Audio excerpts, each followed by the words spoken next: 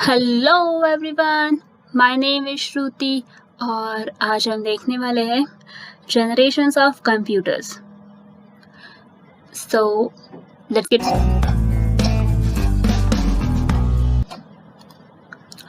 Gate started. तो generations of computers, so we'll see what are the generations of computers. There are 5 generations of computers: first generation, second generation, third generation, fourth generation and fifth generation. The first generation started from 1940 and ended in 1956.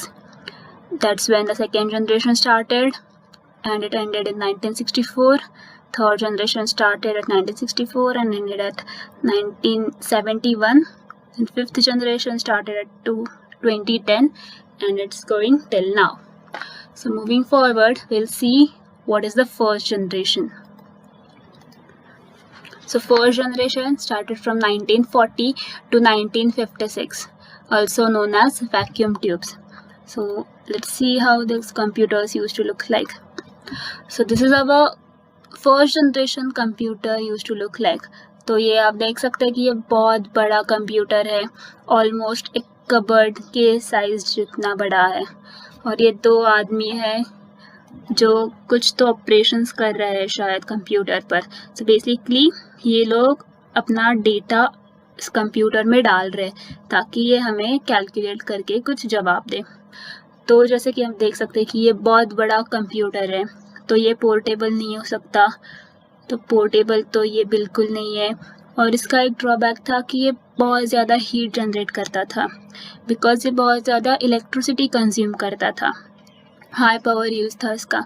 तो बहुत ज़्यादा heat generate करने के कारण इसको हमें cool करने के लिए एसी लगाना पड़ता था, एसी या फिर कूलेंट। सो ये इसका एक मेजर ड्रॉबैक था। और हाँ, हम इस पर रिलायबल भी नहीं रह सकते थे क्योंकि शायद हमने इसको जो कंप्यूट करने के लिए दिया होगा वो उसका जवाब गलत भी हो सकता था। So let's see what are the features of first generation. The main feature of first generation are vacuum tube technology. तो ये vacuum tube कैसा होता है? वो अपना vacuum नहीं होता, there is a vacuum tube. So let's see how it is. So this is how a vacuum tube used to look like. तो हमने देखा कि ये अनरिलायबल है, मतलब ये ऐसा नहीं हो सकता कि हम इसके रिजल्ट्स पर भरोसा रखें, शायद इसका रिजल्ट गलत भी आ सकता है. So it was not reliable. Supported machine language only. तो मशीन लैंग्वेज क्या होती है? हमारी binary language 0 and 1. So this is our machine language. तो हम थोड़ा डिटेल में इसके बारे में बाद में पढ़ेंगे. तो वेरी कॉस्टली फर्स्ट कंप्यूटर था, इसलिए बहुत कॉस्टली भी था. It use to generate lot of heat. Slow input and output devices, मतलब इसको हमें मैन्युअली मशीन लैंग्वेज है जो हमारी 0 and 1, ये मशीन लैंग्वेज हमें मैन्युअली इसको फीड करनी होती थी और इसके बाद वो हमें कुछ मशीन लैंग्वेज में ही आउटपुट देता था. सो ये हमारा इनपुट और आउटपुट थोड़ा स्लो जाता था इसकी वजह से. सो इसको नीडेड एसी लगता था उनको कूल करने के लिए. They were not portable because of the huge size and consumed a lot of electricity. तो इसके एग्जाम्पल्स देख लेते हैं क्या है फर्स्ट जनरेशन के एग्जाम्पल्स. तो ENIAC, EDVAC, UNIVAC, IBM 701, IBM 650. तो ये जो first computer ever made in the history was ENIAC, मतलब electronic numerical integrator and computer. ये हमारा फर्स्ट कंप्यूटर बनाया गया था. So moving forward to second generation. तो सेकेंड जनरेशन हम इसलिए बोलते हैं क्योंकि इस फर्स्ट जनरेशन में कुछ तो उन्होंने ऐसा डेवलप किया जो हमारे लिए अच्छा था. So that is what our second generation is. So moving forward, second generation started from 1956 to 1963. उन्होंने जो हार्डवेयर यूज़ किया था उनको हम कहते हैं transistor. So this is how a second generation computer used to look like. तो ये first generation computer से काफ़ी छोटा दिखता है. तो हम लोग देखते हैं इसके फीचर्स क्या है. So इनका फर्स्ट फीचर है they used transistors. तो ट्रांजिस्टर्स थोड़े फास्ट होते हैं as compare to vacuum tubes. तो ऐसा कुछ ट्रांजिस्टर दिखता है। So this is how a transistor looks like. तो हम लोग इस पर थोड़ा ज़्यादा भरोसा रख सकते थे as compare to the first generation. ये थोड़ा काफ़ी हद तक रिलायबल था। ये थोड़ा सा छोटा है as compare to the first generation. It use to produce less heat than the first generation. Electricity ज़्यादा यूज़ करता था, इसके लिए हमें AC भी लगाना पड़ता था और ये थोड़ा कॉस्टली भी था। और this use to support assembly language. ये असेंबली लैंग्वेज क्या है, और थोड़ी देर पहले हमने देखा था कि मशीन लैंग्वेज क्या है, ये हम बाद में थोड़ी नेक्स्ट वीडियो में हम देख लेंगे। So example of second generation are IBM 1620, IBM 7094, CDC 1604.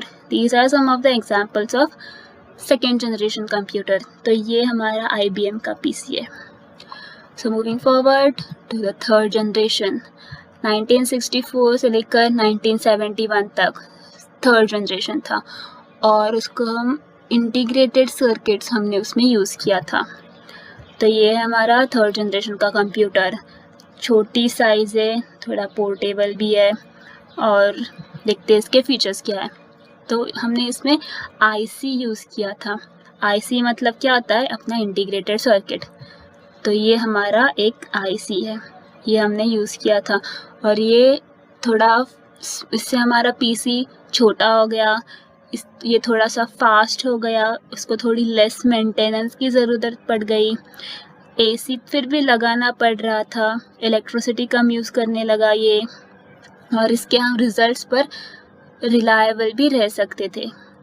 And it use to support high level language. तो ये आप ध्यान में रखो, जो हमने फर्स्ट जनरेशन में देखा, it use to support machine language, second generation में हमारा assembly language, and third generation में हमारा हाई लेवल लैंग्वेज। तो हाई लेवल लैंग्वेज हमारा क्या होता है, जैसे आपको पता होगा C या C++ या जावा, ये हमारा हाई लेवल लैंग्वेज हो गया। तो इसके कुछ एग्जांपल्स देख लेते हैं। IBM 360 series, Honeywell 6000 series. तो ये कुछ एग्जांपल्स है हमारे थर्ड जनरेशन कंप्यूटर के। तो इसमें भी थोड़ा ड्रॉबैक था कि ये इसको AC लगाना पड़ता था, और ये कॉस्टली भी था। तो ये ड्रॉबैक ओवरकम करने के लिए हमने कुछ अलग किया in our fourth generation. So fourth generation is from 1970 to 2010. तो उसमें हमने क्या हार्डवेयर यूज़ किया, micro processor. So this is our fourth generation computer looks like. तो हमारा जो कंप्यूटर है, जो हम डेली यूज़ करते हैं, तो वो हमारा फोर्थ जनरेशन का कंप्यूटर आप कह सकते हैं। तो इसमें हमने क्या टेक्नोलॉजी यूज़ की, VLSI, जिसको हम बोलते हैं वेरी लार्ज स्केल इंटीग्रेशन। तो ये हमारा VLSI, ये एक छोटी सी चिप होती है, इसको हमने इस CPU के अंदर इंसर्ट कर दिया, इससे हमारी ये साइज़ छोटी हो गई। तो ये थोड़ा चीप था, लोग उसको बाय कर सकते थे, पोर्टेबल है छोटी साइज़ होने के कारण। यूज़ ऑफ CPU, हमने CPU, हमें इस एक कंप्यूटर को पार्ट्स में डिवाइड कर दिया। मॉनिटर बनाया, CPU बनाया, कीबोर्ड बनाया, माउस बनाया। तो हमने PCs का यूज़ किया। तो it has very small size, pipelining processing था उसमें, और no AC required. Concept of internet was introduce, तभी हमारा इंटरनेट भी आ रहा था, तो हमने इसमें डाल दिया internet was introduced. Computers became easily available. तो ये साइज़ कम होने के कारण और कॉस्ट कम होने के कारण लोग उसको बाय करना पसंद करने लगे। सो मूविंग फॉरवर्ड, हम इसके कुछ एग्जांपल्स देख लेते हैं। DC10, स्टार 1000, PDP-11, ये कुछ एग्जांपल्स हैं हमारे फोर्थ जनरेशन कंप्यूटर्स की। तो हम लोग फिफ्थ जनरेशन देखते हैं। So fifth generation was from 2010 and till now. इसको हम आर्टिफिशियल इंटेलिजेंस भी बोलते हैं, हाँ, मतलब रोबोट। तो हम लोग देखते हैं कि एग्जैक्टली ये आर्टिफिशियल इंटेलिजेंस क्या होता है। तो आर्टिफिशियल इंटेलिजेंस में आप कह सकते हैं कि हमारा ये रोबोटिक्स आ गया, न्यूरल नेटवर्क्स आ गया, गेम प्लेइंग आ गया। जो आप लोग गेम खेलते हो उसमें भी कुछ आर्टिफिशियल इंटेलिजेंस लगाते हैं, मतलब जब एनिमी आपका फॉलो करता है, so that is what artificial intelligence. Development of expert system to make decisions in real life situations. तो इसको अब हम ये एग्जांपल में देख सकते हैं कि जो हमारा कुछ डिसीजंस लेना होता है कि सपोज़ आपको एक चॉकलेट दी गई है और आपको ये चूज़ करना है कि आपको ये चॉकलेट खानी है या नहीं खानी, तो आप लोग कुछ तो डिसीजन लेते हैं उसके बिहाइंड कि हाँ भाई कि ये मुझे चॉकलेट खानी है या फिर नहीं खानी। तो ये डिसीजंस हमारा अब कंप्यूटर भी ले सकता है। So this was decision making capacity. और neural language understanding and generations, ये उसका कुछ बहुत अच्छा फीचर है। So moving forward will see features इसके क्या है। तो उन्होंने 5th जनरेशन में क्या यूज़ किया, ULSI टेक्नोलॉजी। तो ULSI मतलब हमने 4th जनरेशन में देखा कि VLSI था। V मतलब वेरी लार्ज स्केल इंटीग्रेशन और ये U मतलब अल्ट्रा लार्ज स्केल इंटीग्रेशन है। तो development of true artificial intelligence, artificial intelligence मतलब सब हमारा काम अब रोबोट करेगा। Development of natural language processing, advancement in parallel processing. अब ये पैरेलल प्रोसेसिंग क्या होता है कि एक टाइम में 2 प्रोसेस, एक से ज़्यादा प्रोसेस करने की कैपेबिलिटी, इसको हम पैरेलल प्रोसेसिंग कहते हैं।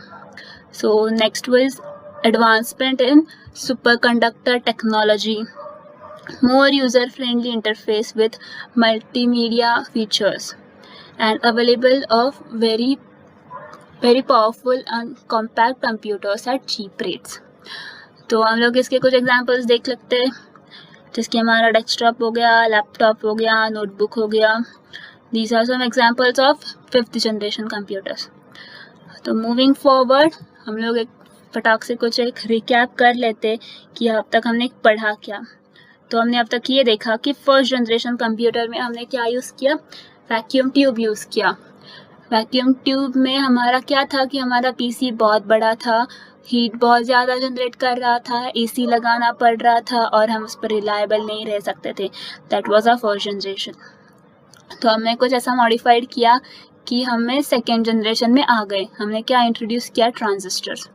सो हमने जब ट्रांजिस्टर इंक्लूड किया तो हमारा कंप्यूटर का साइज़ थोड़ा छोटा हो गया था, वो थोड़ी कम हीट प्रोड्यूस करने लगा, फिर भी उसको एसी लगाना पड़ रहा था पर उसका साइज़ कम हो गया।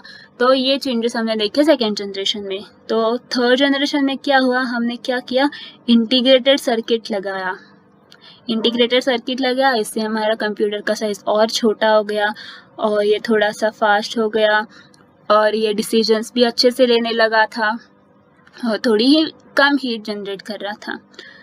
तो 4th जनरेशन में आते आते हमने ये देखा कि हमने वेरी लार्ज स्केल इंटीग्रेशन लगाया, ये चिप लगाई। तो इससे हमारा कंप्यूटर तो बहुत ही छोटा हो गया था, ये बहुत पोर्टेबल हो गया था, इसको कुछ ज़्यादा हीट नहीं जनरेट कर रहा था, उसको एसी लगाने की ज़रूरत नहीं थी और इसी के कारण लोग ये कंप्यूटर बाय करने लगे और ये थोड़ा चीप भी था, जिसके कारण लोग ये 4th जनरेशन के कंप्यूटर बाय करते थे। तो हमने अब 5th जनरेशन में देखा। 5th जनरेशन में हमारा सबसे मेन एडवांटेज था कि डिसीजन मेकिंग एबिलिटी। तो 5th जनरेशन में कंप्यूटर खुद से अपना डिसीजन ले सकता है। So this is how our 5th generation computer की। तो ये हमारा पूरा जनरेशन्स ऑफ कंप्यूटर है। ये शायद आपको कोई पूछेगा नहीं, बट इट इज़ रिक्वायर्ड कि तुम लोग ये सब पढ़ लो या फिर you should know the history of our computers. So that's it for today. और हम नेक्स्ट वीडियो में देखेंगे कि हमारे टाइप्स ऑफ कंप्यूटर्स क्या है। Thank you.